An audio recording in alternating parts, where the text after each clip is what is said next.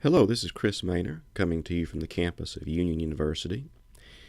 This is the first of 4 videos that will take a look at our syllabus. In this first video, I want to talk a little bit about communication. In any course, in fact, in any relationship, it is important to have good, open lines of communication. Unfortunately, we don't have the opportunity to see each other face to face as we would in a normal ground-based class. And so our communication involves technology. And so if you take a look at the very first page of our syllabus, there is some contact information. There's my campus phone number. Let me say that during the summer I am rarely in my office, and so if you need to contact me, that's probably the last alternative that you should use. My cell phone number, that's my personal cell phone. You're welcome to use that, but I would ask you that you use that only for emergency situations. Most questions, most issues that you will have with the course could probably be best answered by email. So I ask you to use this email address, cmaynor@uu.edu. And again, if you have questions about the course, questions about course material, a problem with Moodle rooms, a problem, something going on that prevents you from getting work done in a timely manner, you need to contact me. The best way would be through email. I check email regularly. I try to respond to all emails within the hour. Now, that doesn't always happen. There are certain times of the week that I will be on the road on Tuesday nights. I'm in Germantown teaching this course on our Germantown campus. On weekends, of course, I'm with my family. I tend to go to bed fairly early, around 10 o'clock, so if you send an email after 10 o'clock, I may not respond until the next morning. But again, I think this is the best way to reach me. Most questions that I get during an online course like this usually involve course material.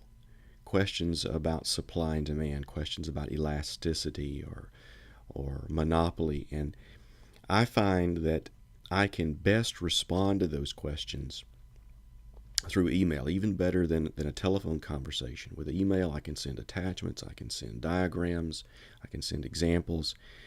So that is the preferred means of communication. If you could also use Moodle rooms. There are some mechanisms within Moodle rooms that you can reach me, but they all filter through my email address. So why not use that to begin with? So cmaynor@uu.edu.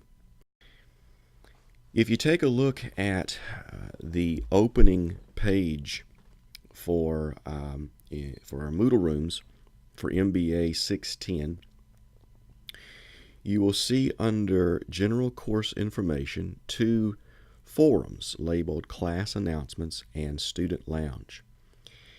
When I need to contact you, particularly when I need to contact the class as a whole, I will use class announcements. You can expect most every Monday morning a post on class announcements. I'll give you some feedback about the previous week's results. I'll give you some updates. I'll give you some hints and some tips about the week's lesson. So every Monday, look for a post in class announcements. You may see postings throughout the week. If there's a problem with Moodle rooms, I'll report that to you through class announcements. So I communicate with you through class announcements. It is my understanding that these postings should filter into your union email. So Just as I keep close tabs on my email, you should keep close tabs on yours as well. Also, you will see Student Lounge. This is a forum for you and you alone. This is a mechanism that you as students can use to communicate with one another. I don't get into the Student Lounge. This is for you. You can use this to communicate with one another, to ask each other questions. I also occasionally have students use this to post prayer requests. You're welcome to do that. So again, these are the mechanisms, the methods that we will use to communicate with one another.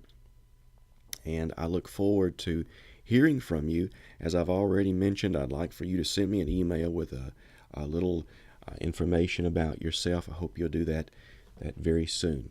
So this is the first of 4 videos on the syllabus. The next video will talk about course content. We'll talk about lessons, quizzes, and exams.